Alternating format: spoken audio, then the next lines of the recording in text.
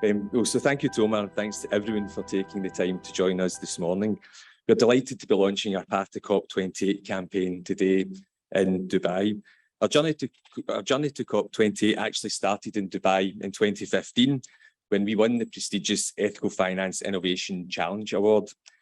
To have 450 Dubai-based professionals not only understand my Glasgow accent, but recognise our work in promoting Islamic finance to non-Muslims remains one of the highlights of my career thus far. Indeed, the prize money has helped to propel us to where we are today. In late 2019, we were made aware that COP26 was to be hosted in Glasgow. I think, Susan, you made a reference to a football analogy earlier on, so in keeping in the spirit of allegory, in a professional sense, the COP26 coming to Glasgow, our home city, was like the World Cup final coming to our own backyard. Having consulted with colleagues in the UN and other stakeholders, we launched the Path to COP26, as Omar said, an integrated programme of activities and events running before and during the Glasgow summit. With over 60 signatories, our efforts were focused on raising awareness and inspiring action amongst global financial institutions. Finance is now firmly embedded on the COP agenda. We are therefore excited to build on the success of our Path to COP26 campaign to ensure the finance sector in the UAE, the Middle East and beyond takes decisive action ahead of COP28. COP28 must be a solutions COP, and our campaign will bring the finance world together to move from commitment to implementation, measurement and reporting. The Path to COP28 is the first finance-focused campaign for COP28. We will aim to make finance work for COP28 and COP28 to work for finance. The 12-month programme is likely to include research and publications, such as essays, articles, policy papers and reports, virtual and in-person events before and during COP, including workshops, roundtables, capacity building and summits, both here in DIFC as our host financial centre and in the UK, Edinburgh and London.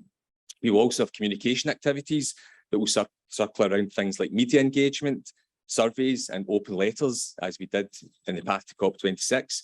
And finally, products and initiatives. So signposting, showcasing best practice and driving innovation. The programme will focus on 4 core work streams. Number 1 is unlocking Islamic finance, as well as the TAIB framework research and development programme that we will be discussing later today. We are delighted to have London Stock Exchange Group colleagues join us to co-launch a pioneering report on green sukuk. Mustafa will deliver a presentation on that report this morning.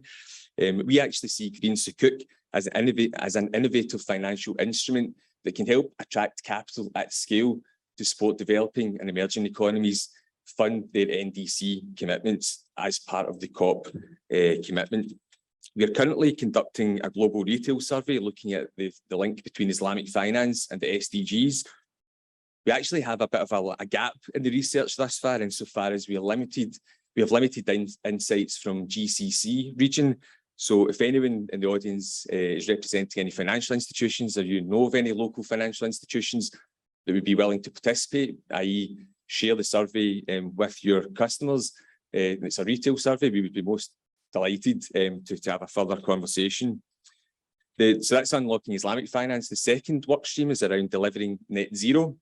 We will be publishing, Omar mentioned the work we are doing in Scotland, we will be publishing an analysis of over 2,000 equity investments made by Scottish local government pension schemes to see where they sit in terms of responsible investment.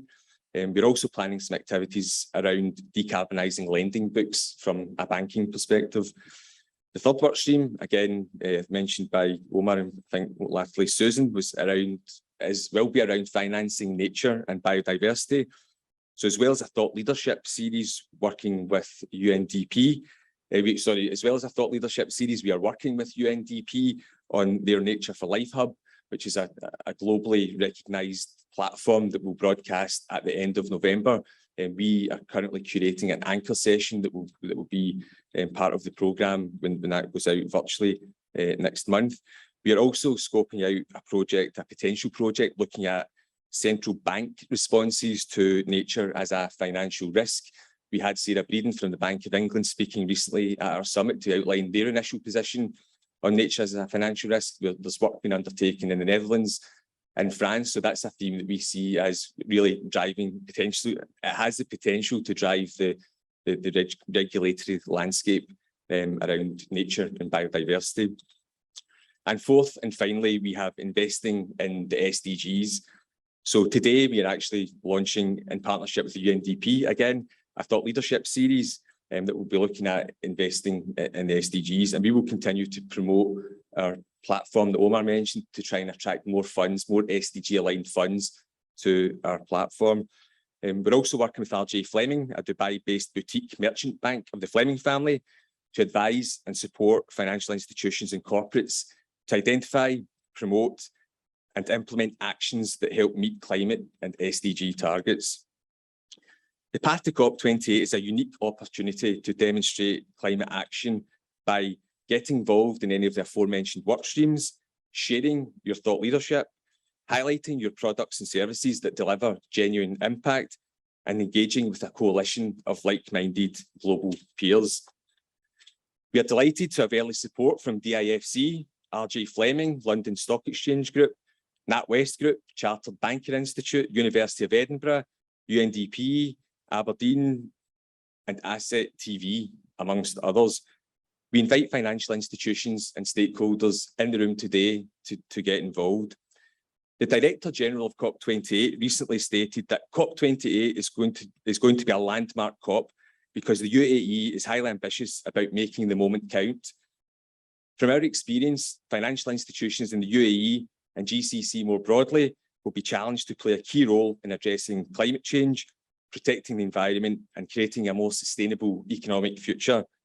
You can start your COP28 journey today by joining our campaign. Thank you.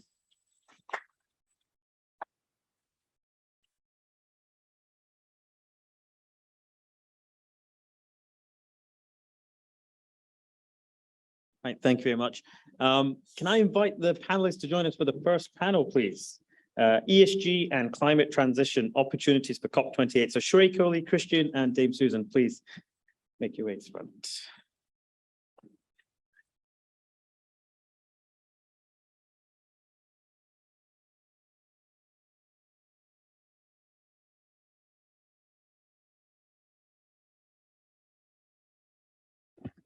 Okay, right. So there should be a few mics there for everyone to share. For those of you who are not aware, so when GEFI convenes events, we have a mantra of frank and open and honest debate. So we're not here as a talking shop. We're run by practitioners, and we really want to focus on the key challenges and the key issues in a frank and honest manner. So you will all have the opportunity to grill the panelists, which I haven't told them before, so it's for you now as well, and ask any questions you want. So if you've got any questions during the course of the panel discussion, please feel free just to raise your hands. I'll take a note and point to you. Thank you to all our panelists. Christian, thank you once again for joining us. Christian, as I mentioned earlier, is the head of group strategy for DIFC Authority. Dame Susan, thank you as well. Dame Susan, a chartered banker, also chairs the Financial Services Culture Board and was the founding chair of the Chartered Banker Professional Standards Board, and of course is the GEFI chair and also chairs Scottish Water as well. And Sheree, thank you once again as well for joining us. Sheree is responsible for London Stock Exchange Group's debt, structured finance, and closed-end investment fund markets. Sheree also leads the work in the high-level working group for green and sustainable sukuk. So thank you to all of you. Opening questions, and we can take it in any order you wish. What opportunity does COP28 present to the finance world? Maybe Sheree, if I can start with you, considering your new panel. Right, putting me on the spot, Omar. So I found both of your opening remarks, Dame Susan, Christian, quite insightful. And Dame Susan, you mentioned, are we going fast enough and are we ambitious enough? And quite frankly, in the GCC region, where I've been coming out for the last 5 years, the question was, are we being ambitious or are we static? You know, for the longest time, people looked at Majid Al Futtaim as the only issuer in the market to have issued a green bond framework for the longest period of time. And that was a conversation point over a number of years. But I think, as Dame Susan said, you've reached the tipping point in the region where banks, sovereigns, and increasingly corporates are now realizing of their key role in facilitating the transition. So if you see the nature of issuers in the market this year in the green sukuk market, for example, you have Infracorp from Bahrain, you have Saudi National Bank and Riyadh Bank, you have multilateral development banks like the Islamic Development Bank. And if you look more broadly at the green bond market, you now have issuers like the Public Investment Fund in Saudi Arabia, and a number of banks in the region, First Abu Dhabi Bank, which have become, I think, practiced issuers within green and sustainable finance. And if you look at the stats, there was about $5 billion of green sukuk issued in global markets this year. About $2.5 billion was raised on the London Stock Exchange. A lot of it was also on Nasdaq Dubai. And the question, Christian, for us is not about splitting the pie, but increasing the size of the pie. So to answer your question, yes, financial institutions have a key role to play because increasingly they've realized that the assets that they fund can be funded in a manner which is consistent with green social sustainability frameworks globally, as long as they disclose to investors different aspects of those projects in their both financial and their non-financial disclosure. They're meeting what are globally acceptable standards. And at the end of the day, you have to fund the assets which drive growth and development. And it's a key part of, I think, what will be the financial market environment, not just in the region, but globally in the future. Thank you very much, Rick. Christian, would you like to comment on that as well as from kind of DIFC perspective? Absolutely. Can you hear me? Hello? Yeah, okay. Excellent. So I think for me, COP28 is a big opportunity because I think it will be a lot about making the transition real. And what I mean by making the transition real is starting to, I hope we move into action much faster and much before. And I know that for most of the ones in this room, we are in the middle of action. And I think it's about how do we accelerate and multiply action into different entities or institutions that can actually go beyond the efforts that are today in place. But I think it's about making the transition real. We all know there's no black or white solution. We cannot just stop financing organizations that are not yet there where they want to be. And we can not only finance organizations that are fully green. There's also lots of different financial institutions. Some of them are never had any lending book with difficult industries, and others have a lot. The same in insurance. So how do we actually enable the transition? How do we work with organizations that have the right intentions, but they require more support, they require more time, and they require financing, insurance, and other means as well. We're obviously Center of Energy, and that will be a big topic. So how does energy transition? What is the role of energy during the transition? And we need energy to transition. And so how do we think about those things? So for me, I think COP28 is a big opportunity to talk about the transition, making it real. But also, I think just by nature of the UAE and where UAE is located, I think it will be a COP that is much more between the West and the East, and it will be a COP that brings together different nations and cultures with an open mind to advance. And I think this is a unique place to make that happen. And I think this is a very important opportunity for all of us. Thank you. Susan, on the transition, and any remarks? Yeah. Well, possibly make 3 points. So at COP26, a lot of financial firms made a lot of promises, a lot of countries made a lot of undertakings. In a way, COP27, important as it is, it's too soon to see whether some of those promises have been put into action. Have they really delivered? I think COP28 is vitally important because we need to hold ourselves and all of our peers to account. Have we really done what we set out to do? And if not, why not? And what do we learn from that? I mean, if you don't achieve something, you just go around the corner and you find another way to try to do it. So it's important for that reason. I think also, and I build on your saying about thinking, east and west. One of the themes within GEFI that we've been talking about for a while is north and south, because a lot of this activity is happening in the west and in the east, as you see here. But the parts of the world, of the globe, that may be finding it really difficult to cope with transition will be in the south. I remember hearing someone from the African Development Bank saying in a particular place, our coal-fired energy plants provide jobs. It's the only way we have electricity, and that lets us send our children to school, and so on and so forth. How do we make sure that we're thinking fully and globally? And I guess for me, the final point would be many of the financial firms that I know are intent on doing what they now believe is the right thing for their firm to do, a little bit coming together as an industry or a sector. But I'm not sure that all of us really are thinking about how does this affect the whole world. And the smaller firms often say, well, the large ones are doing it and they're big, so they're get it done. I don't think that's right. I think every single firm has to be making the right changes. And so COP28 is a really good time just to test if some of these things are happening. Thank you very much, Susan. So talking transition challenges, inclusivity, bringing everyone along on that journey. Just talk us through some of the details open to any of the panelists on how do you balance that challenge, which Dame Susan has mentioned. So when we had the summit last year, again, the lady from Africa mentioned there were people more interested in the local football pitch than they were in decarbonizing and green.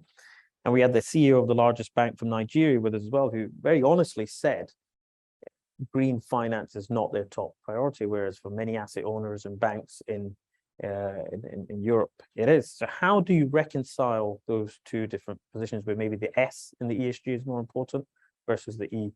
And what is the interplay between the two? Christian, welcome everyone. I'll give first thought. I think I like the North and the South, specifically Africa. I think in a lot of the frontier markets. We heard at IMF, I think there's only 4 markets in Africa that have access to markets. So how do you think about ESG and sustainability if you don't have access to finance at all? So I think we need to make it real, and we need to talk about the real issues and how do we maybe combine fixing the basics with introducing ESG principles from day one. And how can we link that together, and how can we do that faster? And I think this is, again, I think COP28 is a unique opportunity because obviously a lot of banks that manage Middle East, Africa, and South Asia from here, from the DIFC, and they're in the middle of those conversations. And learning from their experiences and learning from what it takes and working together with them to actually address the social issues and the environmental issues at the same time. And in many countries, also the governance issues in that way. But as one package, I think is going to be or going to need to be a big priority. I sometimes think of finance as being, sorry for the phrase, the monkey in the middle, sort of the agent which reflects government policies and then actually makes them happen out on the ground. So we have a really important role to play, and it's a role of influence through where we put our finance, the decisions we make, how we explain that, and how internalized our financial decisions are to our organizations. So I think one of the things we can look at is the extent to which financial services has actually played that role and created a bridge between policy and real projects on the ground. I mean, there are a few ways of looking at the transition debate. And I think one thing that Susan mentioned in your opening remarks was how does the industry calculate value, right? And I think historically value has been calculated in a very mathematical manner, right? Let's do discounted cash flows. Let's come up to a pricing. Let's get a funding cost and let's issue a bond, a loan, or place shares in the market, right? And increasingly now, if you talk to analysts across the board, they're looking at investment activities of companies, sovereigns, the financial sector over the next 50 years, and balancing portfolios on the base of where the money is going to. So for example, if you're an energy company and you still have not articulated a strategy as to how you're moving away from, let's say it's a fully 100% fossil fuel driven portfolio at the moment, right? As compared to you're an energy company with a larger footprint within fossil fuels, but you've identified renewable energy projects, retrofitting your current projects with perhaps hydrogen, for example, investing in R&D capabilities such as carbon capture, and have a capital investment plan over the next 20, 30 years, then as a credit analyst, you're likely to view investment B in a more friendly manner than investment A. And that's quite frankly just the reality of achieving a 1.5 degree or a 2 degree world, right? And 2050 will happen very quickly, is one thing that we don't think of. I think the second aspect of the transition, particularly for the GCC, is that there are areas such as shipping, transportation, logistics, supply chain, a lot of the scope 2 and scope 3 emissions categories, where if investment is made in things like transition fuels, hydrogen and carbon capture, then you bring down the level of emissions and are close to achieving the NDCs. Now, the challenge for companies is articulating that strategy to investors so it's not seen as greenwashing. And as Christian mentioned, there are areas of gray. It's not a green economy or a not green economy over here. The transition implies a movement. And as long as you can articulate that movement with a consistent plan in line with your country's commitments, that's key to the financial sector in the future. Is there any questions from the audience? Hand up there, please. If we can just keep our questions brief, conscious we're slightly running over time. Okay, thank you. Good morning. Thanks once again for organizing this event.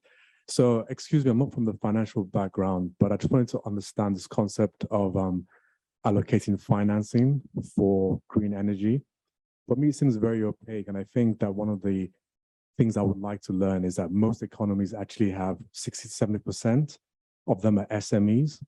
And just going back to the last time I was here, when you talked about how the Pakistan Central Bank allocated concessional funding for green climate, what I would like to know, and maybe ask the panel, is that I'm more interested in what banks are doing to support startups that are trying to disrupt the climate market. That's a much more accurate index of actually what's happening. It doesn't, excuse me, I don't understand when someone says, oh, this bank has allocated 5% towards assets. What assets? What does that mean? What is that on the ground? Thank you. Thank you. Thank you, Amin. And there was another question there. I'll take a couple of questions and then take them. Thank you. I'll keep it really brief. To me, it all boils down to the ecosystem, and for me, I think, as they say, catch them young. Is there any plan or is there any move anywhere in the world where, they are trying to include the sustainability from high school level, for example, grade 8, grade 9 to grade 12, for example? Because, you need to instill the sense of urgency in the youngsters, because 10 years down the line, they will be taking over the mantle. So is there any move to create some kind of ecosystem from the educational level onwards? Thank you. Thank you very much. A few more hands, but I'll come back. I'll give the two questions out to panelists. Feel free, whoever wishes to think. So allocating capital, who's actually allocating capital? Banks or indeed VCs or other institutions to those businesses who are actively seeking to disrupt and come out with solutions for the climate?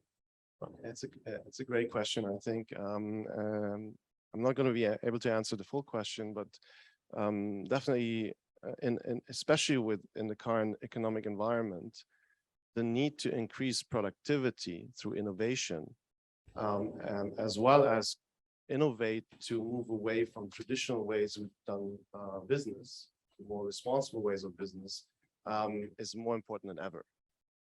Not just to innovate to enable the transition, but also to innovate in financial areas to free up spending to consumers to actually be able to potentially spend it on other things as well.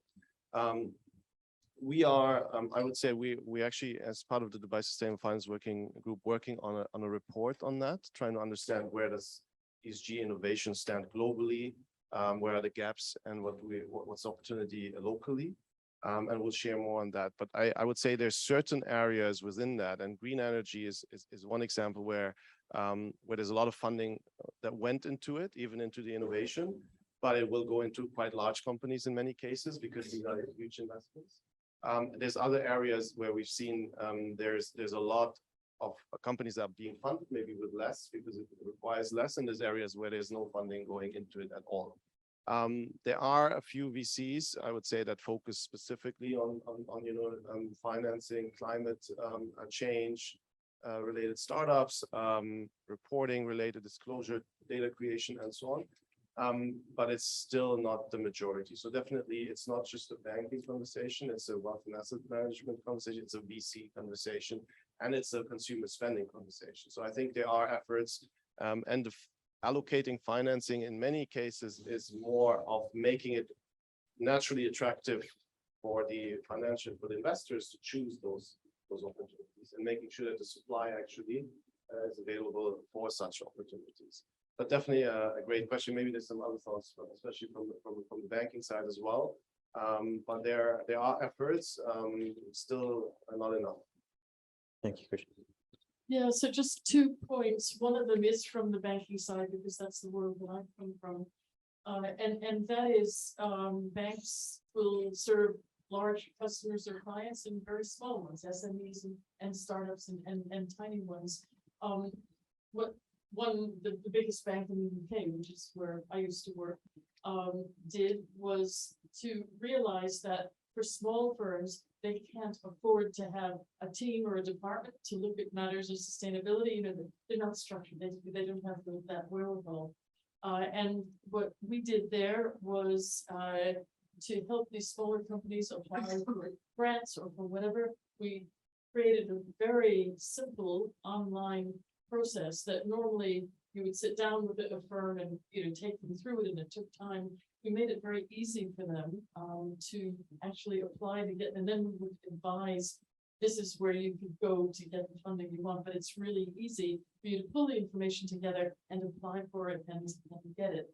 We also took every one of our business bankers, which would be the bankers who were managing that smaller business portfolio, and we put them through the CISL, which is an institute at Cambridge University program on green sustainability matters, so that they all became fluent themselves and they all began to understand these matters, which meant that they could advise their customers much more effectively. The other thing that I've seen happen, which is very good, is a lot of governments offer, whether it's prizes or grants or incentives of one sort or another, particularly for small businesses to do whatever they want to do in the right space. If a bank can work with and kind of assume that they can perhaps make different credit judgments for a small business because there is a government grant in there, which makes it much safer to lend. So I'm getting technical here, sorry about that. Makes it safer to lend to that small business. That works really well. So it's looking at providing the finance, not just providing it in the way you've always done it, but finding different ways to work with the smallest organizations. And the other final point is it's important to support those highly innovative, inventive organizations. So quite recently in the UK, the electricity grid and wind power, we have a lot of wind power, but there's an intermittency issue. I won't go into the detail technically, and sort of at certain points in time, to keep the electricity flowing smoothly through the grid you need gas-fired turbines somewhere in the background. Well, the companies recently found a solution to this, so that is no longer needed, and wind can be managed to ensure that straightforward delivery of electricity. That's a hugely important, small beginning, but a really important innovation. So if supporting innovation in innovative companies really important. Don't mind. I would just add also a local perspective on what was just said. I think this is an example of like solving kind of the social and the environmental issues at the same time, because in this region, SME finance by itself is already a huge challenge, much bigger than what we see in Europe. And we've seen examples where it actually, in some cases, the industry will not be able to solve it by themselves. And we've seen examples in Egypt now where the central bank has mandated the banks to allocate a percentage to SMEs. And that has accelerated spending through venture capital, through direct loans. And I think in some markets, we will need more of those kind of pushes from the government to make sure that the private sector embraces it. While many of those kind of grants or other types of programs where the government actually gives a guarantee, like a loan guarantee, we have that in the UAE as well. They work, but they usually work very slowly and not to the extent that it's needed. So there's a spectrum that the government can look at to accelerate, especially if kind of the base infrastructure in some or the base incentives are not yet in place. And we'll see how that progresses. But Egypt is a good example that we can look at and see how that will progress in the next 2 years. Thank you, Christian. Shay, do you have any comments on that, or specifically the education question? Because I want to get back to the audience. I think there have been quite a few comments on the first question. So, I mean, I can have a go at the second question. When I'm in a lot of these sessions, I start with the line, "I am a millennial." And it feels like a therapy session because of what people of a certain generation have had to face. But to answer your question, sir, I do agree with you that there is a drive within the generation, which is my generation and the generation which comes afterwards, to link what they do with an ultimate purpose. And that has, I mean, I think the fact is driven by the fact that, 2050 is not very far away. I've just become a new father. My daughter will be less than 28 years old by the time 2050 comes around. They should be in the prime of their lives. So yes, education has started tilting towards teaching people about where value comes in the financial system, climate-related issues. Areas where I have studied have now master's programs in sustainable finance, for example. There are very, very credible programs in Islamic finance as well. We'd love to work with GEFI on programs in green and sustainability sukuk, for example, to build capacity within the market. The report that you'll hear about, which we've launched today with GEFI, which is the high-level working group's first report on the green and sustainability sukuk market, talks about capacity building and education in this manner. Because there are twin challenges that companies face. First is articulating their strategy within sustainable finance and linking it to a framework. And second is structuring things in accordance with Sharia principles and sukuk frameworks. Now, both of them are tasks which companies can do as long as there is education and expertise in the market. And I do believe, Susan, that the next generation of bankers will think, impact first, because impact will be key to P&L, because otherwise you won't have investors in your portfolios. It's fascinating how that pendulum is oscillating between profit first to purpose and where we're moving. And hearing Shrey say 2050 is not that far away is stark, because I hear other friends of mine in the asset management community and banking community who are older and more kind of later on in their careers thinking, 2050, that's somewhere and things. So it's a fascinating time horizon perspective there as well. But indeed, I would say a lot of the youth activists have been the leaders in pushing the conversation from a climate debate to a climate emergency, and they've been very much at the forefront of that. At GEFI, Chris put together a youth sustainable finance champions initiative, and I think linking it to the school's curriculum of excellence and so on is critical. There was a couple hands up in the back, so we'll take 2 more questions and then conscious of time. So, gentleman there. Hi, my question is, what steps are being taken to hold those accountable for this menace? Because conventionally, it's been the other countries who are neither, the major emitters, nor are they developed in the sense. But conventionally, it's always been the onus has been put towards the other side. So going forward, are there any steps that will be taken so that this does not repeat and certain parts of the world dictate terms to the others? Thank you. big question, climate justice. We were discussing this just last week at the Playfair Library, actually, with the Edinburgh Futures Institute. So climate justice, what's being done? You know what, I'll have one more comment for the second question and then Sure. start with the third one.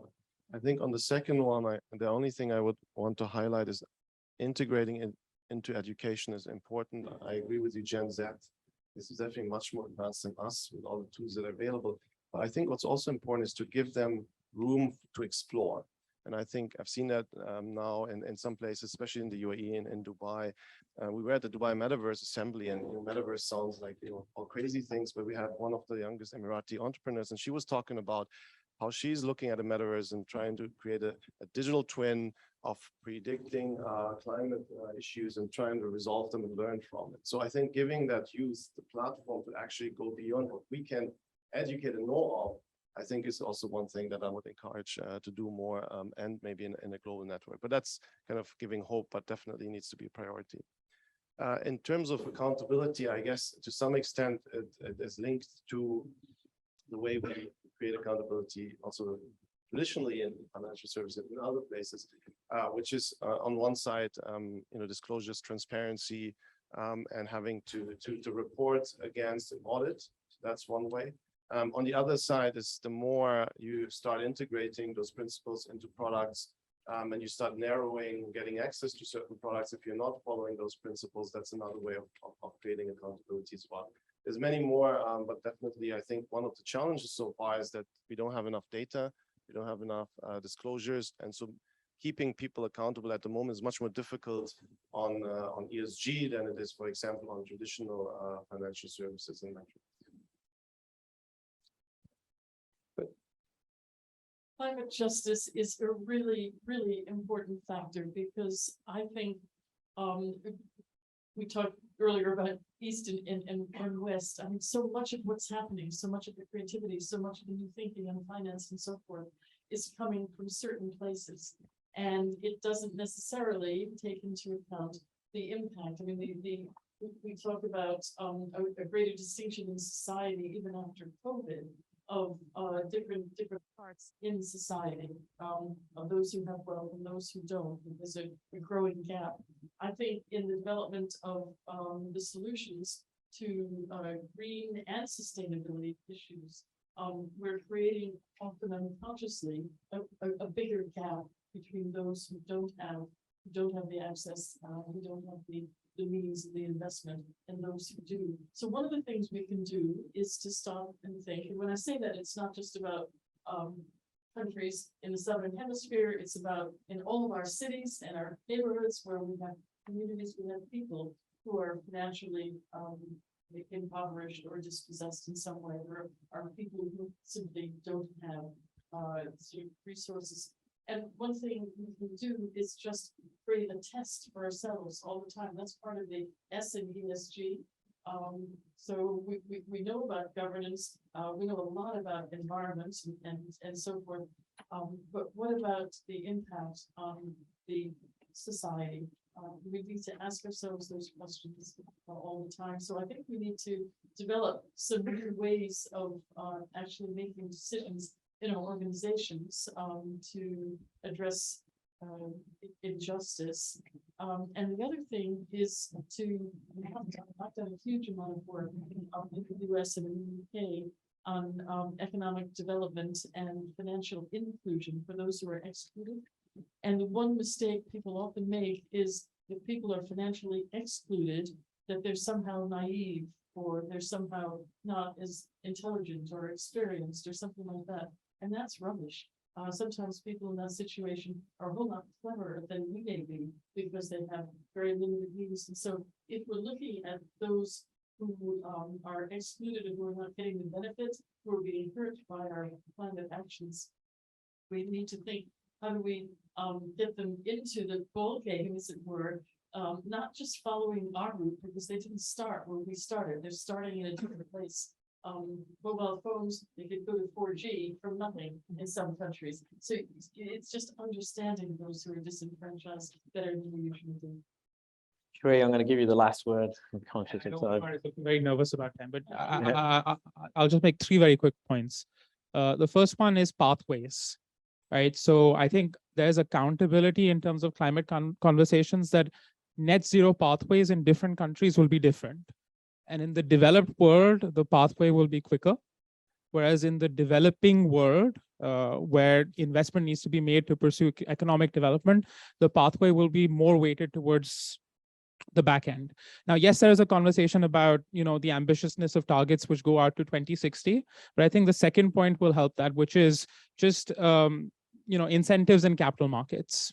You see industries now like steel, cement, energy, where it's clear that from the perspective of production costs, solar energy in most part of the world's PPA agreements, the cost of producing electricity is cheaper than fossil fuels. So will the economy switch? Yes, because at the end of the day, capital markets have this wonderful way of working whereby owners of capital seek to get maximum amount of return. And if that can be coupled with impact, then that'll lead to outcomes. And I think the third one is the just transition, right? So I think everywhere in the world, what policymakers do have to keep in mind is where you cannot disenfranchise a set of people because they lose their skills and capabilities because the world is shifting. And for politicians, I think that's one of the most important factors to keep in mind. So all of these programs which are associated with the transition have to come with an element of reskilling, retooling, and education, because otherwise I don't believe things will work. And you have started seeing that in the green and social frameworks of large institutions who are active in the market. I think this will ensure that in the broader scheme of things, you have climate justice as well as alignment with a 2-degree or 1.5-degree pathway. Thank you very much, Ray. Thank you to all of our panelists. If you could join me in giving them a warm round of applause. As you'll see, there's a lot of issues here to unpack, in which we intend to do in more detail over the course of the path to COP28. Now, if I could invite our next speaker, Mustafa Adil, please, to come take the stage. Thank you.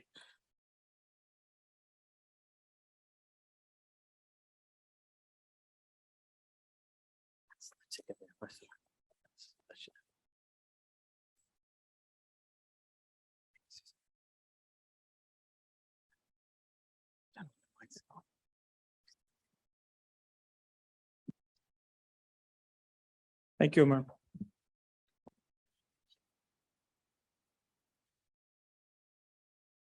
Bismillahir Rahmanir Rahim. Alhamdulillahi Rabbil Alameen. Wassalatu wassalamu ala Sayyidina wa Nabiyyina Muhammad wa ala alihi wa sahbihi ajma'in.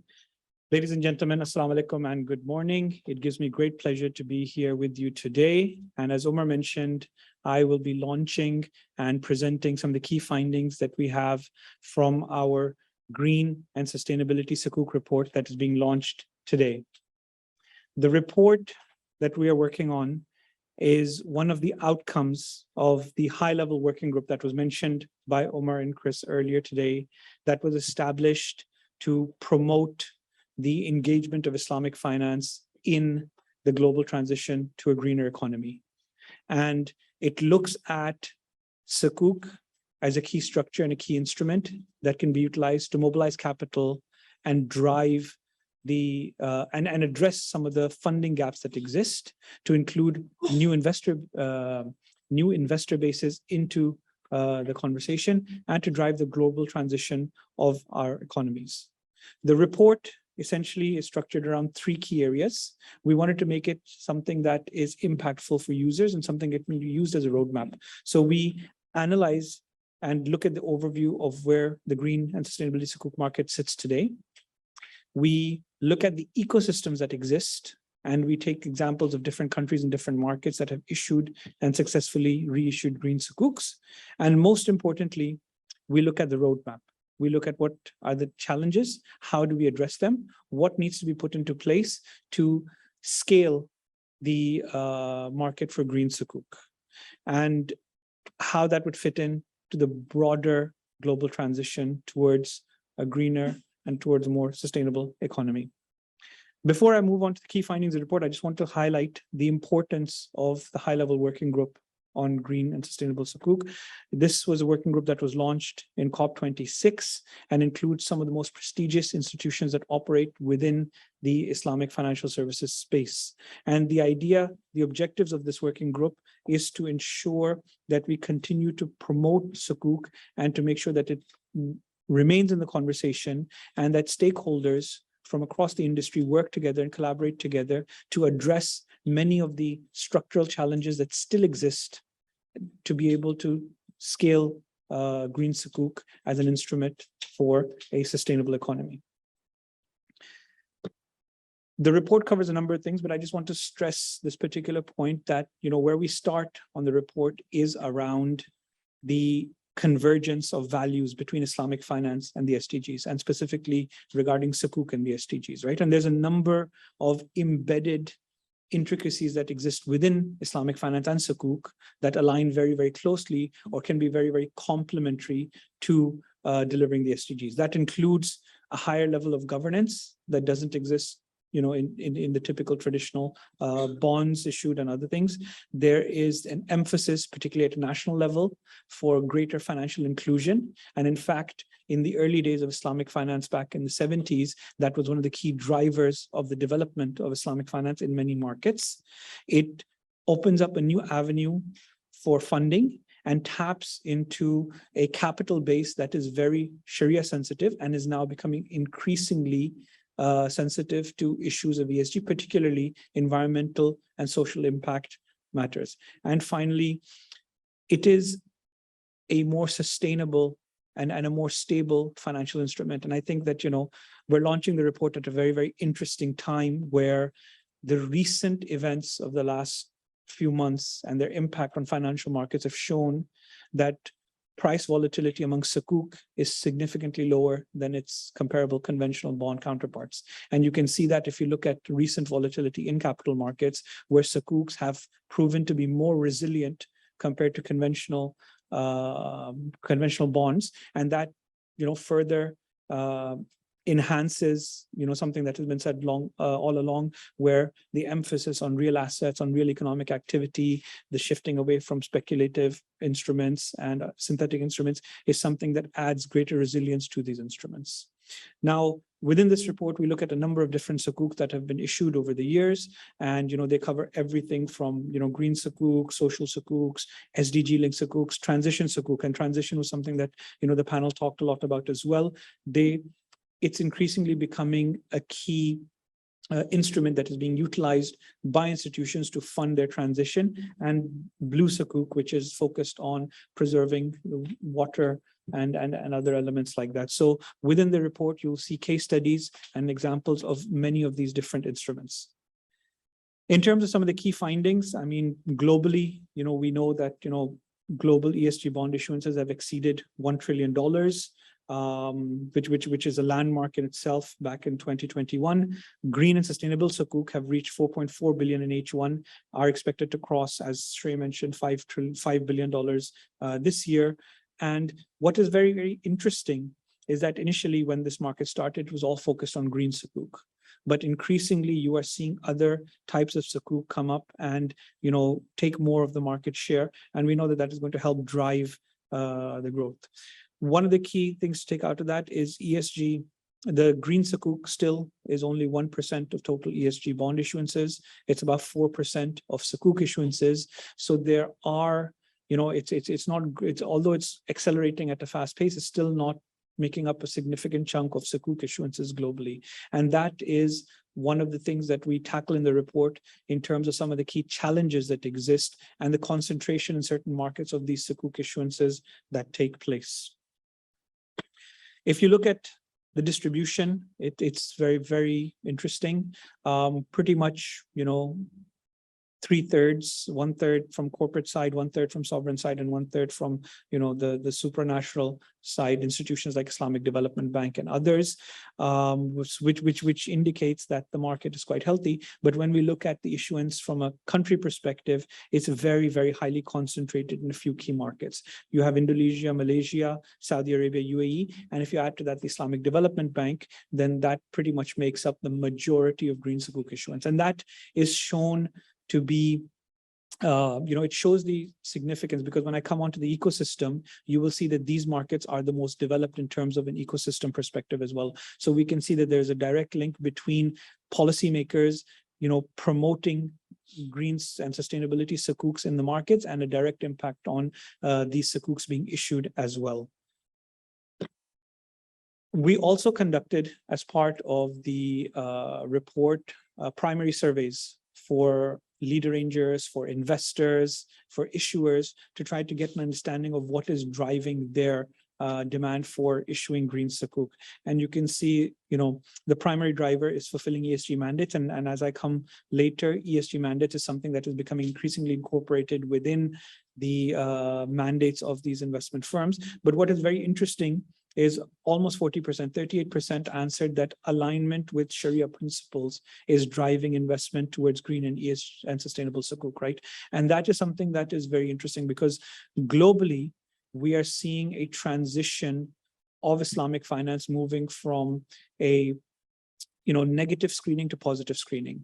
And what that means is not simply looking at what is not Sharia compliant, to looking at what is promoting positive impact. And that is being driven, as amongst many stakeholders. One of the key stakeholders is the Sharia supervisory boards that are increasingly asking their institutions to provide information related to the impact that their activities are having. And that, we're seeing trickle down to the investment mandates of some of these firms, where they do look at Sharia compliance being linked to investment in green and sustainability related initiatives. On the demand side, you can also see there's a very, very clear and significant difference between demand for a green sustainability sukuk versus a traditional sukuk, where the average green sukuk is oversubscribed 4.4 times compared to 3.3 times for a sustainability sukuk. So you can see greater demand exists for this asset class in the market. And when we look at the ecosystem, the most developed markets currently, when it comes to specific policies or regulations related to green sukuk, is coming from Southeast Asia, from Indonesia and Malaysia. They are the most advanced in terms of the ecosystem and the regulations policies that they have put forward. And that is being reflected in the sukuk issuances that we're seeing coming out of those markets. We also see different initiatives in the GCC, in particularly Kuwait, Qatar, and UAE. And what is interesting is that Pakistan and Bangladesh have also been driving up the implementation of ecosystem and related standards that can help drive the issuance of green sukuk. And in fact, last time when we were here, we had the privilege of the governor of Pakistan, of the Central Bank of Pakistan, speak to us about some of the initiatives that they've taken to help drive this initiative forward. And finally, I want to look at some of the survey insights that have come out from the report. About 54% of the investors that we surveyed said that they already have integrated some form of ESG criteria within their Sharia portfolios. 46% of investors are looking at second-party options as a tool for assessing sukuk. And that, I think, is driven off the fact that, the challenge of greenwashing has become so prominent and prevalent in the market that they're doing that. And 42% of investors say ESG reporting and screening were a main reason for not investing, because they didn't feel that some of these instruments met the criteria that they required. So it's an interesting and evolving landscape. The report goes into a lot more detail, so I highly encourage you all to go through that and to see some of the insights that are coming out from the primary survey that was conducted for this report.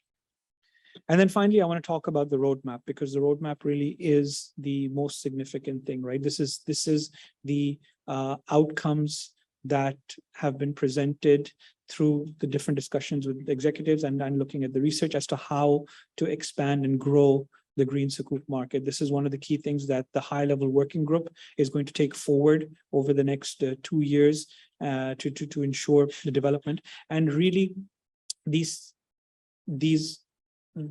recommendations fit 3 key criteria. Promoting common regional international standards. We've already seen in certain markets where these standards are being developed, the impact that it's having in the market in terms of issuances. And the increasingly development of these standards is going to help drive further capital to the green sukuk space. Building capacity within these markets. And we know that the panel spoke about building capacity in his reports as well. And this is linked towards both increasing issuance volumes, being able to, segment the markets and expand, and also driving innovation to be able to tackle existing challenges in new ways and raising capital to divert towards those innovative solutions that can help address some of these challenges. And finally, it's about expanding the investor base beyond traditional Sukuk investors, and how, bringing green Sukuk to a global standard of ESG fixed income instruments or financial instruments, so that you can tap not only into the Sharia sensitive investors, but also the ethically sensitive investors that are there. So ladies and gentlemen, this was a very, very quick overview. I can see Omar looking at me and checking his watch, which means the time is running out. But I would highly recommend that you get a copy of the report. In the interests of going green, we have not printed copies of the report, but you will be able to find a QR code outside where you collected your badge, where you can get a digital link, a link to the digital copy of the report that you can then access through whatever device you want. And we hope you will go through the report and will benefit from its insights. Thank you very much. And I think we have a question, Omar. Is that? Yeah, I just wanted to inform about this, standards on the key recommendations. When it comes to the standards, you see the Islamic standards and the conventional standards. Technically, there is no difference between them. For example, CBI standards. Okay.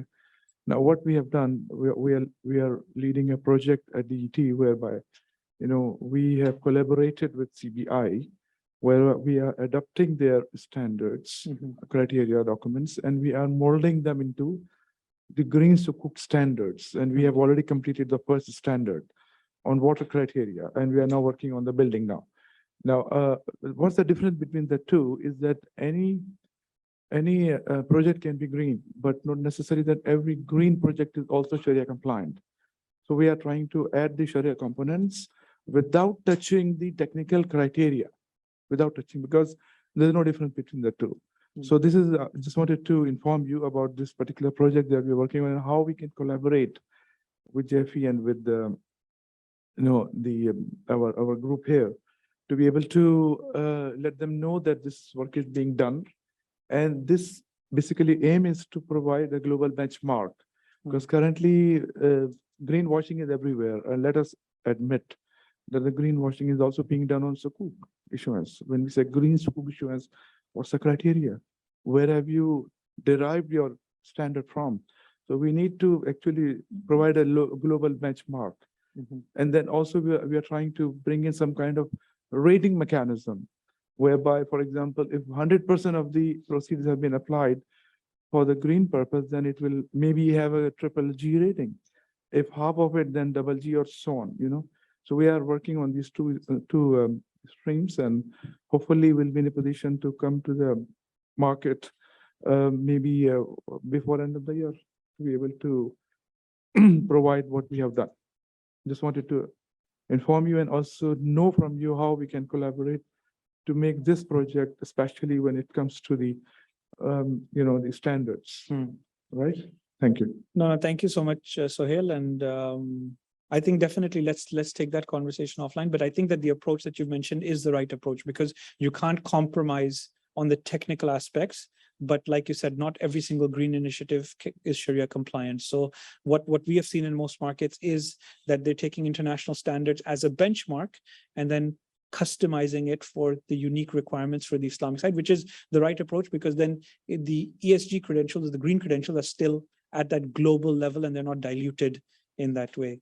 I think but definitely on collaboration, we will catch up. And I think there could be some interesting things that ourselves and GEFI can do with DET as well on this. Thank you very much. Omar,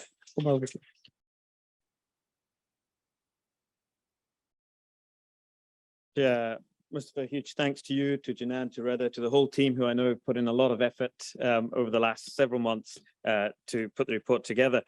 And great to see some feedback there immediately. Now, without further ado, I'd like to invite Iqbal Khan, who many of you will know is the Chief Executive Officer of Fajr Capital. Prior to Fajr Capital, Iqbal was the founding CEO of HSBC Amana, where he built the business and team over 8 years to one of the fastest growing and most successful emerging businesses in the HSBC group. A real godfather of the industry, a real pleasure to have you. Thank you so much, Iqbal, and my apology for the delay. Bismillah ar-Rahman ar-Rahim. As-salatu was-salam ala ashrafil mursaleen, Sayyidina Maulana Muhammad sallallahu alaihi wasallam, amma ba'd. I greet you with the greetings of peace, and we send salutations on all the prophets, from Prophet Adam to Prophet Muhammad, peace be upon them all. I'm greatly honored to be here. For a long time, climate change and environment was about values. Today, it has become about value without the S, and therefore it's getting a lot of attention from everyone else.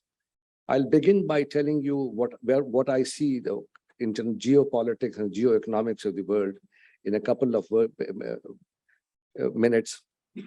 The world is deglobalizing very, very fast. And this is being led by the United States of America.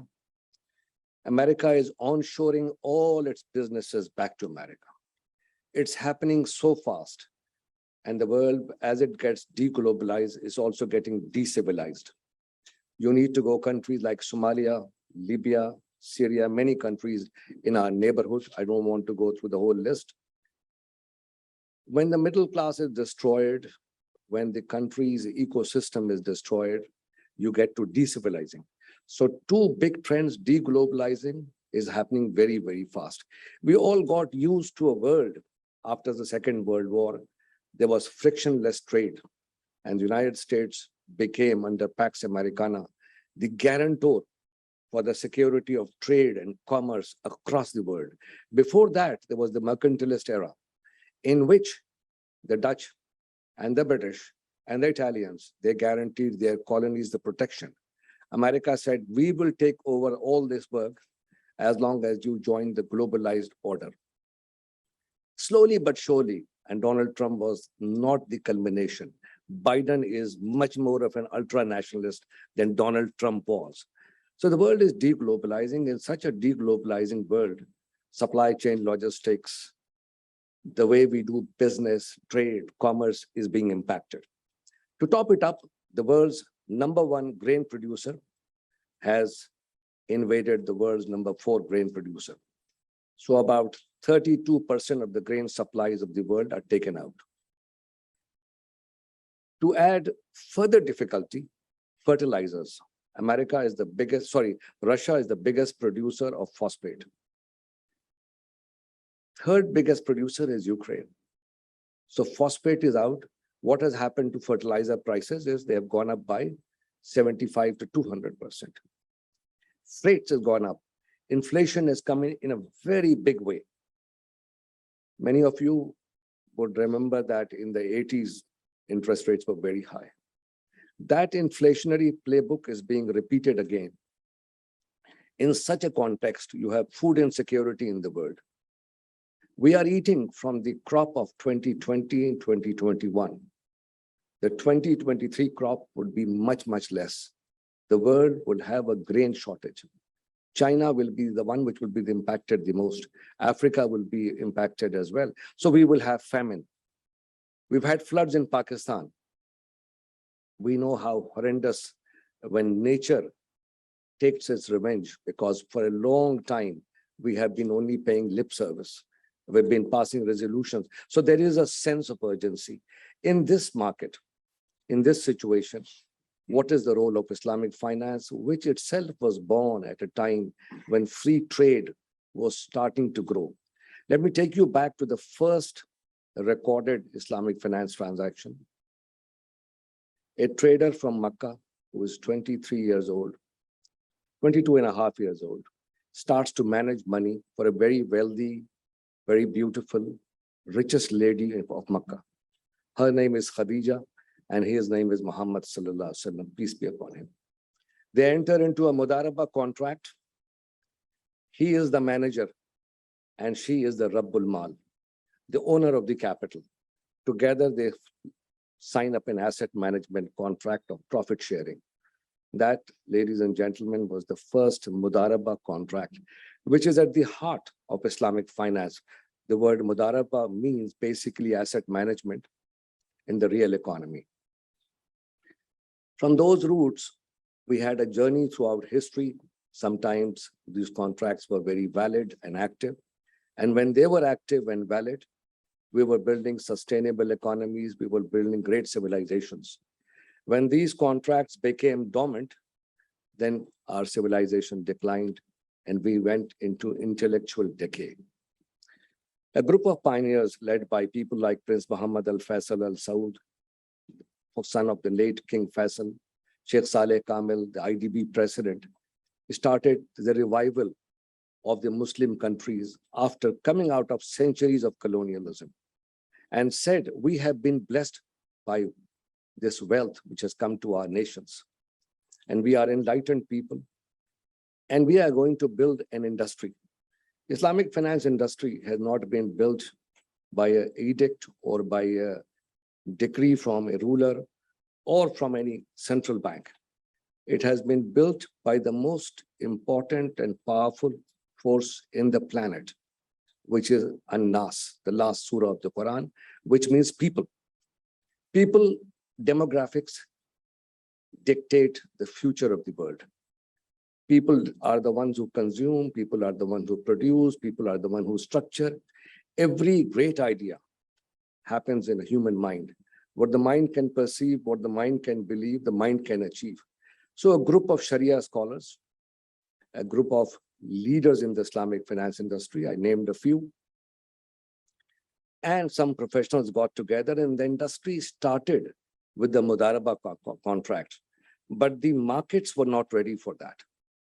And as the markets were not ready, many of these Mudaraba contracts, which were asset management contracts, to have big impact on the developing countries, they ended up in loss. The losses were of such a magnitude that the industry had to shift from an equity mode of financing to the debt mode of financing. And from there was another fork on the road. Robert Frost has this very famous line, there were two forks in the road. The Islamic finance industry had two forks in the road. First was the choice to wait for the ideal framework to come into the world, regulatory framework, accounting framework, legal framework, and then launch the Islamic finance industry, which is the right way. But the founders took a very wise decision. They said, let us start. And the industry was really led by people. I remember in the early part of the Islamic finance industry, investors were coming with the money from under the mattress and depositing it. It is a C2B business. Malcolm Gladwell, in his book called The Tipping Point, talks about the C2B business. Islamic financial investors, when they had the losses, the founders were very concerned that they would get disillusioned. So in order to recoup the losses, they shifted to what is called Sharia compliant banking. The other fork in the road was between asset management and banking model. They chose the well-trodden part of banking because banks were considered to be safer, more superior. There were more regulations around it. If you were an investment company or an asset management company, you were treated as inferior.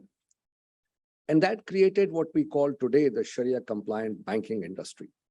Now, the banking industry globally is the same. You have the same risk weightage, you have the same accounting principle. It's like trying to put a round ball in a square peg. Now, the peg will not change, so the ball has to be chiseled.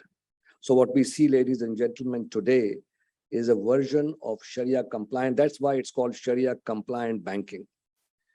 But when we look to the future, we are kind of halfway on the mountain. So much has been achieved, $3.1 trillion under management. We see up the future, the convergence between SDG, ESG, UNPRI, and Sharia principles. I see that as a very, very big opportunity. We also see the importance of convergence on the asset management side, asset management in the real economy. And here I would like to talk about the role of government. For a long time, the role of government has been as a referee and a player as well. Good governments are small governments who are good referees and good umpires. And they play, if they play with the private sector. If they play as a catalyst, not as a player. So the industry has had many challenges in the sense that the asset management platforms could not be built because we did not have the background, the managerial competence, but slowly but surely, the VC industry, the private equity industry. But asset management contract in the real economy is really the future by which we can have a huge impact on the goals of ESG, SDG, and UNPRI, and the convergence between Sharia principles. And these movements can become an alliance of goodness, which is very important. Some specific suggestions in order to really give a big boost to the sukuk industry. You see, today, people's need are today. We will have a famine, God forbid, and I hope I am wrong on this one.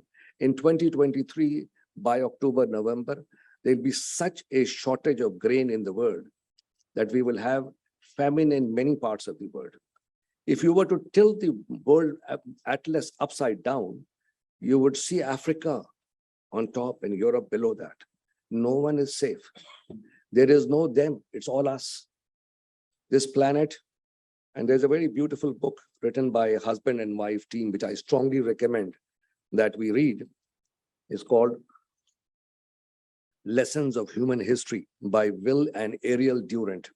The Durants wrote an encyclopedia of human civilization, 30 volumes, very, very successful husband and wife, real power couple, got married in the typical American tradition in the college, went to Wall Street, made lots of money, and found that with money came false friends, disillusionment.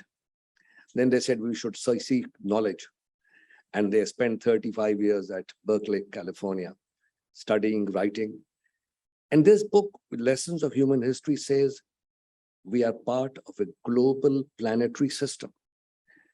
At any given moment of time, the sun or the moon or one of the stars or one of the comets could move slightly at a faster pace, and everything will become topsy-turvy. There are many lessons in the human history, but one of them is humility. For a long time, the people in Wall Street became very arrogant and they forgot the Main Street. Today, Main Street is coming back. And I think the more we align ourselves with the Main Street. So what are the specific recommendations to make sure that we can fast track the impact of Islamic finance? Number one, we should lobby our governments to create allocations for education, healthcare, sanitation, or whatever are the top social priorities. And we should have an allocation which is passed by all party consensus for 10 years, 15 years. We can take these commitments and put it into an SPV. And that SPV can issue a sukuk. That's how the IFM bond was done on immunization for children, for vaccination was done. We have a ready-made formula. But what we don't have in our part of the world, in most developing countries, is the ability to make commitments for a longer period of time on the budgets. If we were to make those commitments, we could issue the sukuks. The second thing which we should do is align ourselves with the CSR sector, with the institutions such as endowment funds, Awqaf funds, Zakat funds, and family foundations. Many of these families and many of these CSR aligned pools of capital would be very happy to take a lower return. Somebody should be prepared to pay the price of issuing instruments which give the investors a close return to the market, and somebody should be prepared to pay the price of having a big impact. And that's again with people. The third thing I would say is this: the biggest success of Islamic finance would be when we democratize wealth, when we democratize sukuk. So our banks, which are in the business of financial intermediation, they should democratize instruments of sustainable investing across the world. And that is why the Quran, the last surah is An-Nas. People. People are the key to the future. And I want to leave you with one final thought. All of us have been blessed beyond measure with thoughts, with goods, with connectivity, all kinds of capital. We have moral capital, we have financial capital, we have human capital. But really, we would be asked by Almighty God, by Allah subhanahu wa ta'ala, that, Ya ibadi, O my slaves, I gave you so much. In your sphere of influence, what did you do to make this world a better place for all? There is no them, it's all us. Thank you very much for having me.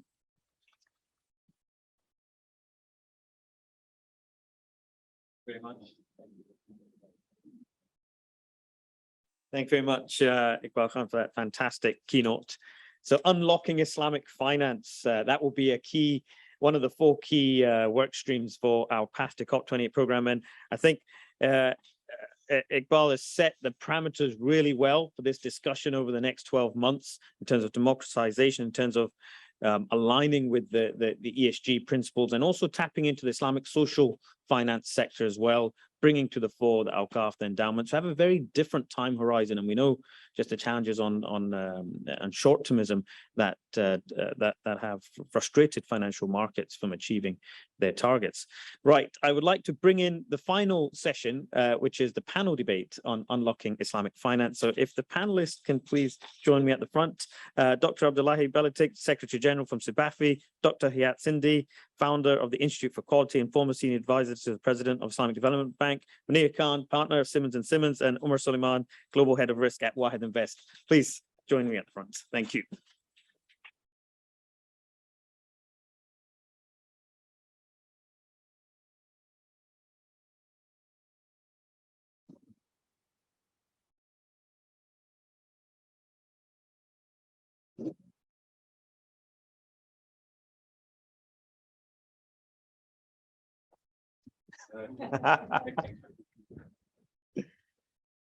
Thank you very much to everyone for joining me. Gosh, a lot of wrapping around here, right? Got it going. Mustafa, you did a much better job than me emceeing last time. But look, conscious of time first of all, so apologies that we're slightly running over. We will look to conclude just 10 minutes over, so we'll keep 25 minutes, 30 minutes for the panel. So unlocking Islamic finance, welcome to the panelists. And as I said to the earlier panelists, this is the hot seat. So there will be questions, probably tough and challenging questions. And well, you can ask very challenging questions, no doubt, to the panelists. So we would very much welcome questions from the audience. But to kick off, first of all, I'd like to invite some opening remarks from the panelists. First question, if I may, across to Munir and Dr. Abdullahi, is how is climate change issue being addressed by Islamic finance sector, and is it doing enough? We're talking path to COP28 here. Bismillah ar-Rahman ar-Rahim. First of all, let me thank you for inviting us for this event, which is very timely and very good and triggering, thought-provoking ideas about, an important topic, not only trendy, but very, very key for the financial sector and Islamic banks. I think when we talk about climate change, in environment, social and governance and other issues, what we can say now is that it's no more a luxury, is no more a trend that we need to follow. It's becoming a necessity, not only because of the environment, because of people, because what we see in the social changes that are happening, and with the importance that this have for the financial sector, as for all of us as human beings. But moreover, for the last few years, there is a shifting trend and a global awareness on this issue coming. For example, 2 years back, there was the establishment of the network of central banks for greening the financial sector, the Financial Stability Board with the task force on climate change. the Basel Committee, which has started many work streams on climate change risk and its implications for the financial sector. So which we see that there is clearly the next, for instance, Basel IV will have elements of climate change risks, risk weights, and other things that will have a direct impact on the financial institutions. So I think now it is becoming not only, as I said, as a moral responsibility, but it's really a clear responsibility and commitment for financial institutions to have more work on this. Now, there are many other probably like challenges and issues and how this can be done.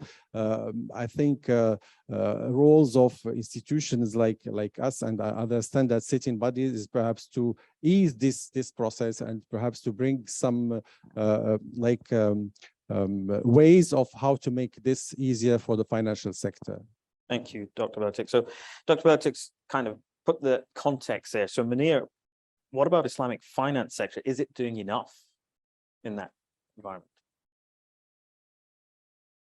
Yeah, And I think what you're is it asking the doing? wrong person. To be honest, I don't think enough is happening at the moment.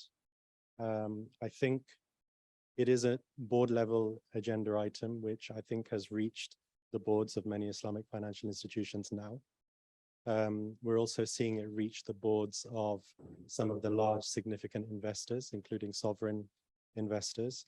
But what I'm seeing is that often the reason why it's being pushed to the board is because of external push factors rather than internal pull factors.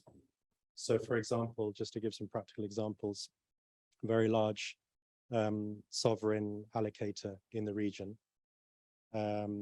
reached out to us to say that our asset managers who manage money for us are asking us what our SDG policies are, and we don't have any. So can you help us to put them into place?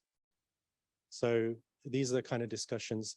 So in a way it's positive because, as I said, the issue has reached the board. But the question is, what do they do now? And a lot of these investors are investing in Sharia compliant financial institutions with their products, as well as with asset managers as well. On the flip side, we're seeing Islamic asset managers, financial institutions who are developing products and services, trying to meet that demand as well. And I think some of them are further ahead than others. It's interesting, I think, with SEDCO as well, that we worked on that project over 10 years ago to develop their Luxembourg funds platform, which is Sharia compliant, and ESG compliant using the UN PRI standards.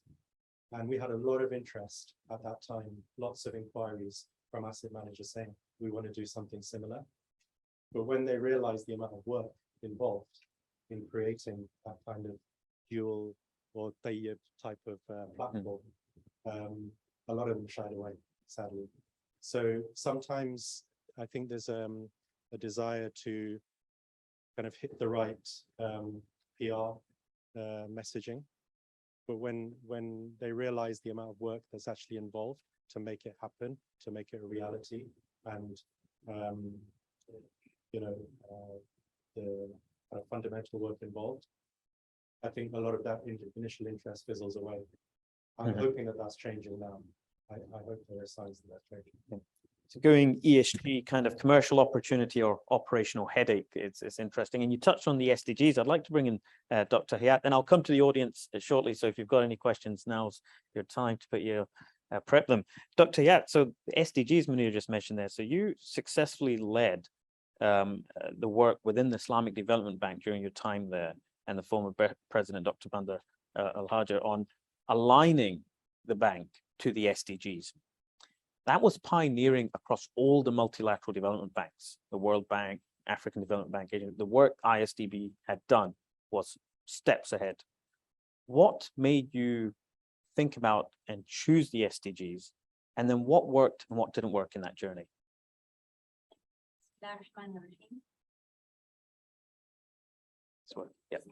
Yeah. Salatu wassalam ala ashraf al-anbiya. Assalamu alaikum everyone. I'm very nice to be here with my GEFI family. We had an amazing successful summit last month in Edinburgh. First of all, let's say what is SDG? Okay, I mean we all know what is SDG. It's a universal map. It's a universal call for all of us to look after our planet. How we can have equal access to main supply of water and health and education, and how can women and children live in a safe environment. And I was lucky to be appointed by Monkey Moon, General, to be one of the 10 experts to see science, technology, and innovation at the heart of this. So, if you want to talk about SDG, yes, financial part is important, but we cannot ignore if you are from developing country or developed country, we cannot accomplish SDG without undestructive and innovative solutions. Science, technology, innovation actually at the heart of it. If you want to talk about climate change, transition, you cannot ignore the developing country and you cannot ignore the region as well. I'm from Saudi Arabia, I'm from Mecca as well. As you mentioned, Mr. Iqbal, climate change, when it hits the developing countries, is really, really bad.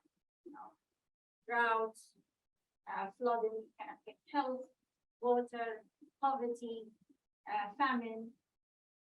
So we need to really think about how we're going to finance that type of disruptive technology to accomplish and to cope with the challenges. So when it came to the Islamic Development Bank, all the work of the bank really focuses on how to give financial and social help to the developing countries, especially 21 of the 57 countries from the least developing countries. So SDG is a must, because that's exactly what is the developed bank really focusing on, how to help and empower the community. So having that as an umbrella, it helps a lot in terms of the roadmap, focusing, and also for me as a scientist and entrepreneur, seeing the other part of the equation of the private sector. So I did establish a fund, half $1 billion fund, and to really invest in all level of innovation. So just hearing the panel before here, innovation is a key thing, and being cool doesn't mean you have a talent and you cannot create. So when we start the Transform Fund, it's very important to have an eye for commercialization and also to be generous in the risk investment. And that's what I see lacking a lot. So when you talk about climate change, there is no true commitment from the global corporate to invest or drive the local innovation and investment. So what we did with the bank, we found an amazing technology coming from the local. We need to empower the local. We need to focus on the addressing the challenge of SDG, because this is the universal goal to look after our planet, our well-being. At the same time, we need to really be honest and sincere from the practical point of view, from fact with money on or in innovation, because without that, I mean, we've been talking about this for 2 decades. Still now, corporate banks, I just be honest, because I've been working with many of them, they don't really put that priority. They go for the successful story, and we hear that again and again. And if they do invest in a true innovation, it's really it's when they make profit, and it's like the side thing. It's not the main focus thing, as we did in the Islamic Development Bank. So also that brings the role of women, because SDG really helped us a lot to get more women to be able to be engineers, to be entrepreneurs, to be inventors, to have more confidence, because they can see if I've developed a clean water technology to save 5 million children die every year from polluted water. If I can help with the impact of the low cost energy, I can really give electricity for many people living in rural areas. So I can talk about many examples, but we need to invest in innovation. I mean, for example, in this area, GCC and a developing country, only 0.1 the GDP spent on R&D. Even though there's a huge commitment now from Saudi Arabia and this region, but still it's not, the ecosystem doesn't exist. Whereas if you see another country like Korea, South Korea, more than 4%. Singapore, more than 4.5%. So still, we do have the money. Islamic finance can help a lot. There's so much potential, but we need that type of investment.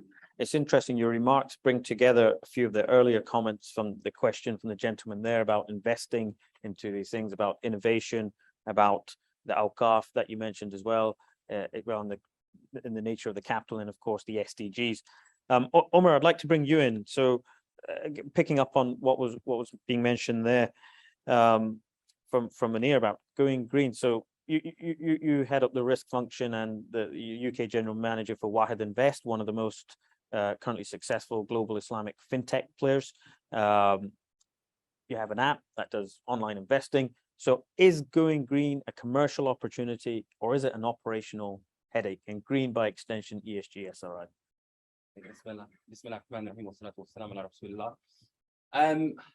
I'll be very frank to say, actually, to be green is a privilege, and it's not one that's easy to attain. It is actually an operational hardship, operational nightmare, to actually be able to implement green principles across the whole value chain.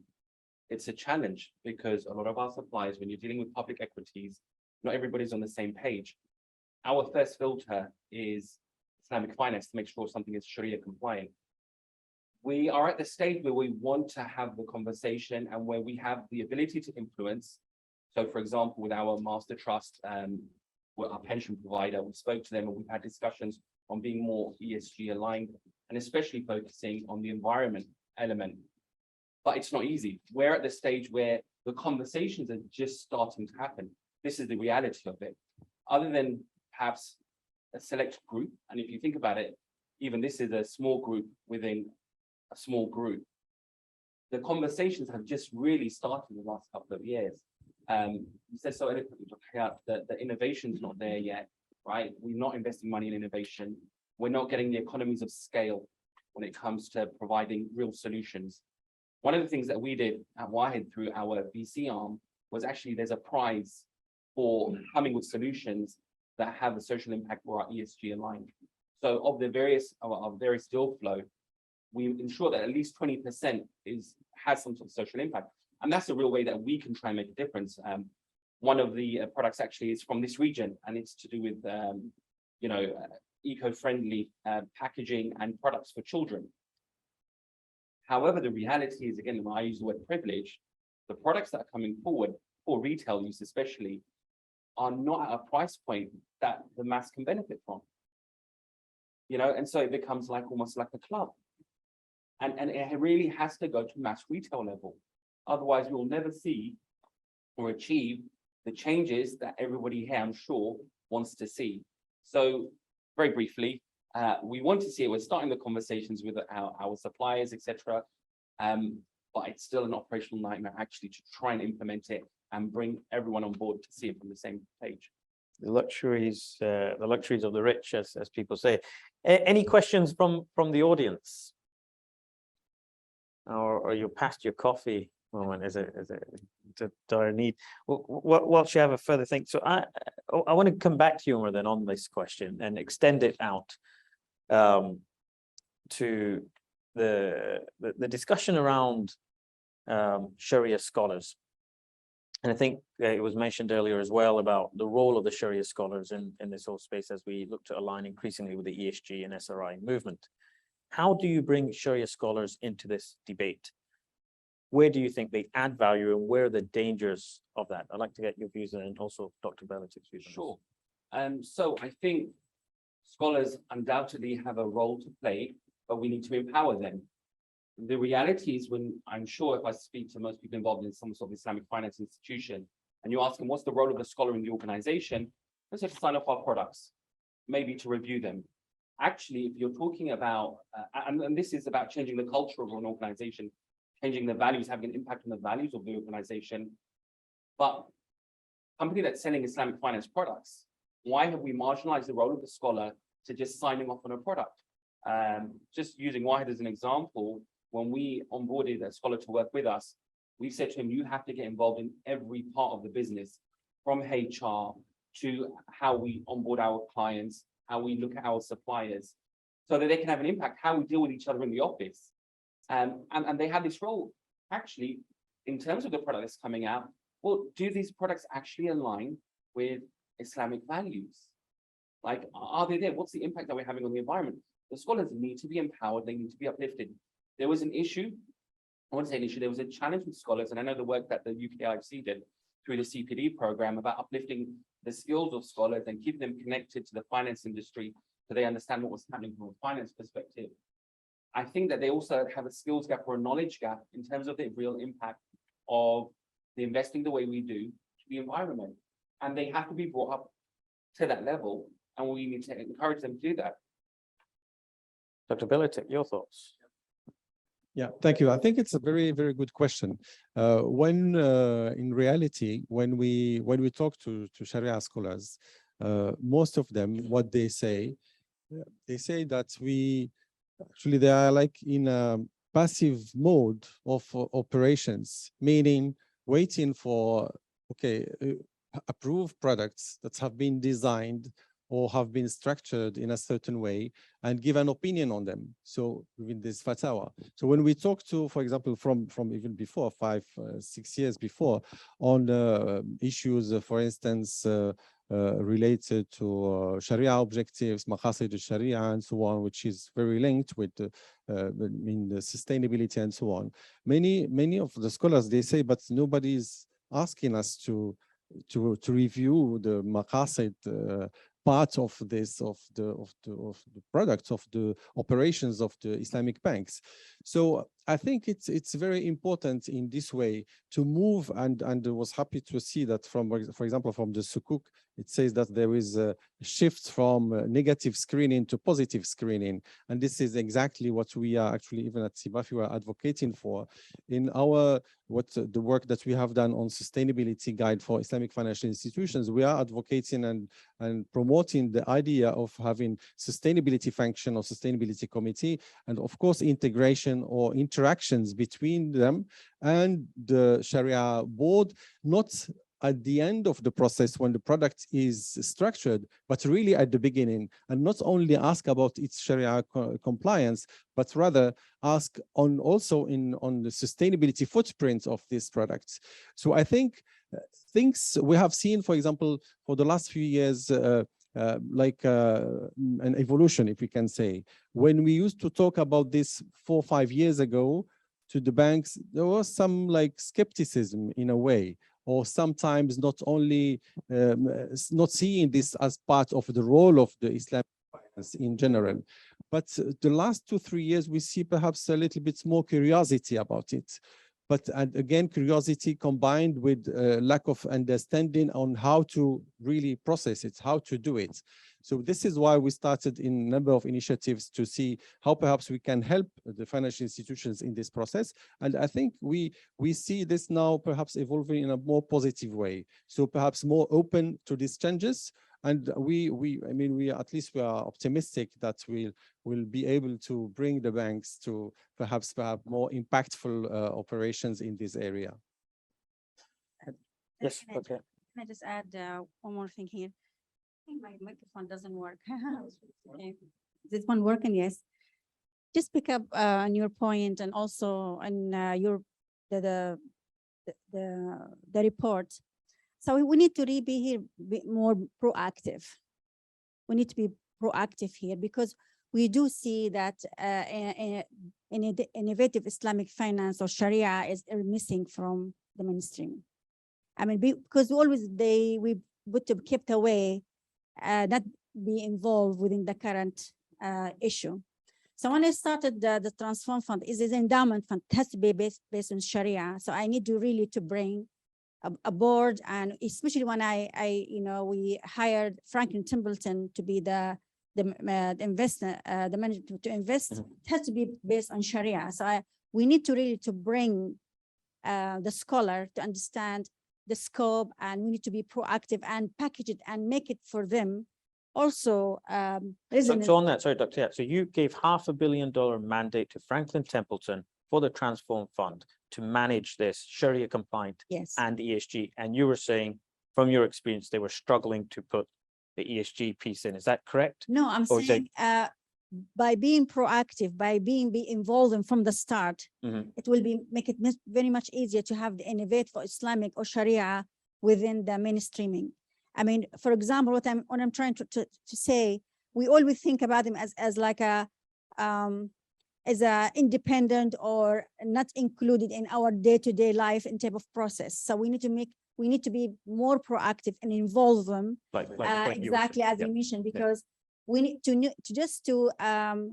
address the challenges for the SDG in a developing country. We need $1 trillion. Islamic finance, we need $1 trillion, but there is $300 trillion floating there in the market.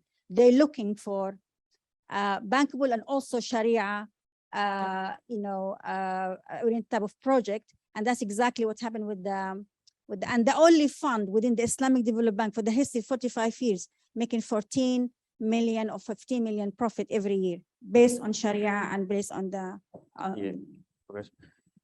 So just picking up on that, and I want to wrap up the session shortly. So, Munir, you mentioned Tayyib there, Halal and Tayyib, and the report must have indicated there was there's increased demand for green and sustainable sukuk.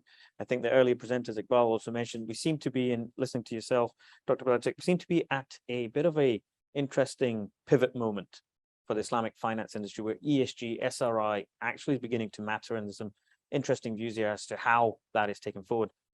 But what do you feel is then the next 5 years? What do you feel that holds for Islamic impact investing?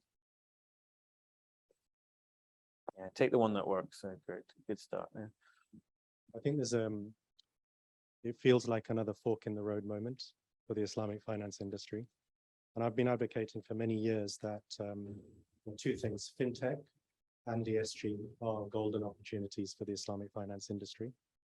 It's good to see Umar is speaking from a Wahid perspective, but one of the issues is that this is obviously a very consumer-led and competitive industry. And you need to, as service providers or product providers, you have to demonstrate your USPs.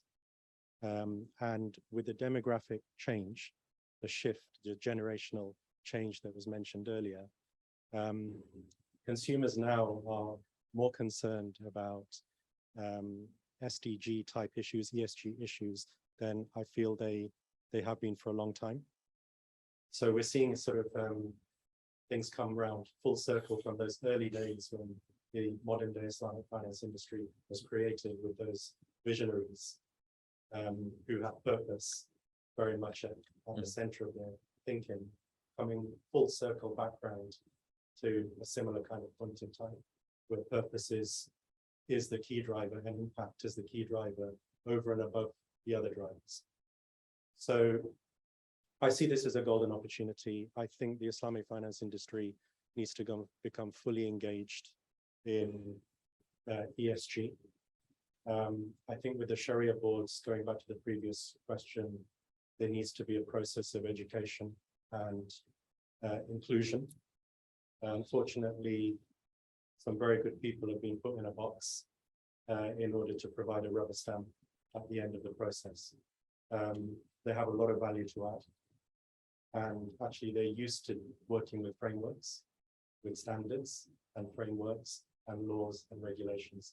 And unfortunately, well, fortunately for us, ESG is going to be a lot about regulation, standards, governance, which are all essentially legal and regulatory topics.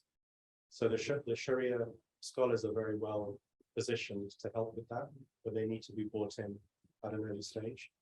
And so I think there are lots of opportunities. It is a very promising prospect, I think, for anyone in the Islamic finance industry.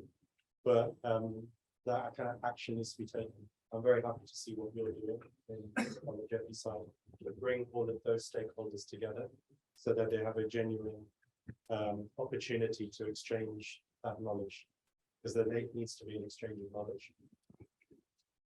Great, thank you very much, Munir. Well, I think that's left it on a very kind of positive note. Apologies, I'm super conscious of time. So last 30 seconds each, one thing you would like to see Islamic finance achieve between now and COP28. I'll go in reverse order. So please, if you can make it very quick. I don't wish to cut you off. About, please. the Sharia scholars being proactive, I think I should commend Higher Sharia Authority at UAE Central Bank, because they are very, very proactive. My personal experience about this project that I'm heading for the Green Sukuk standards, they have been very happy. And they have in fact reviewed the standard that we submitted to them, the draft. And then they have suggested changes and they are endorsing it fully. And they are saying we are with it. So I just wanted to update you on the Higher Sharia authorities being proactive in this ESG. That's a good example of that happening in practice. You're really making me earn my lunch here. Dr. Belatic, 30 seconds each. One thing you would like to see Islamic finance do between now and COP28, or by COP28. Yeah, there are actually many things, but I would like to see if we talk about one area which we would like to see more interest. I mean, we see, for example, from an ESG perspective, there is the environment, which is kind of becomes a mandatory thing, and there is actually no escape from it, and banks now start to be aware of this. What we would like to see more is on the S element, and how, there could be perhaps a greater impact, because that's whatever, cannot be done by regulation. So there is something which we need more thinking on how to have a more impactful action of Islamic banks into this area on economic development, on financial inclusion, on bringing more, for example, employment to the young, and women inclusion and empowerment as well. Lovely. So the S in ESG, and it's probably a good idea not to leave that to the traditional bankers alone to figure that bit out, especially post-global financial crisis. But a very important point, the S in ESG and Islamic banks with Sharia scholars have a unique ability to add to that conversation. Dr. Yat, 30 seconds, your one thing you would like. Necessity is the mother of innovation. Yeah. And there's so much need for disruptive technology and innovative solution, practical and also cheaper. And we need to really invest in the local communities, because the true innovation comes from the local society and local community, because they know very much the need of their own challenges. So we need to see more investment in the local and SMEs of the local communities. Great. I think that aligns with the decoupling of globalization that was mentioned as well earlier. So local investment in innovative approaches. And Omar, last word with yourself. I'd just like to see courage.